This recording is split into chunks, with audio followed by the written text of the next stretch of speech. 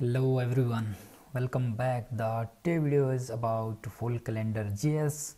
So how you can integrate this full calendar JS into your application. So this video is about Laravel. So how you can integrate the full calendar JS in the Laravel application. So you can add this into your JavaScript application or core PHP application. So it's upon you.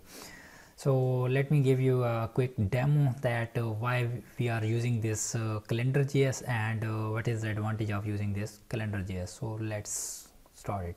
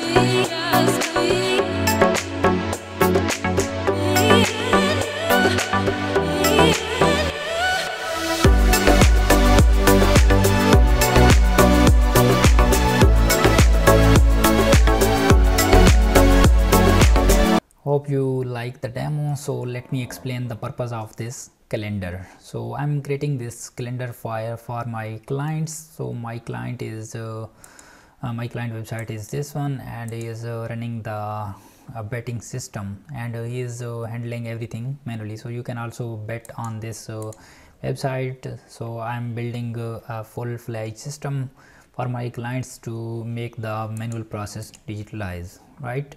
So that's why I'm building this, because client have a different type of bets and different type of bets by a different days, like on the 12th there is 2 or 3 events.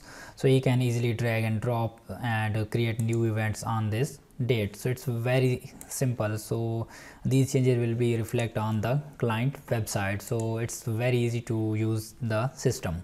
So I will explain that how you can integrate this type of system into your application. So I'm doing this in the Laravel application. So I will also mention everything like how you can customize this calendar. So I'm using a full calendar JS, but full calendar JS did not provide you all of the functionality. You need to customize the manual things, like you need to change the color of events, and then you need to change its font size and event time. So I'm hiding the time, and you can also manually you can also watch this by month, or you can also watch this by week, right? And you can also click on this day, so you can watch this. So let me move this back, so then you will see this in the week and day. Yes, so now the Saturday 8 dates, so there is 3 events, right?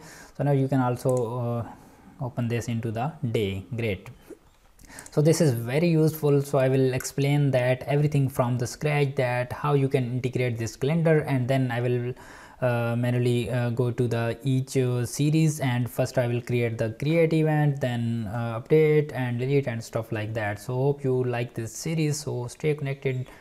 I will meet you in the next video. Bye bye.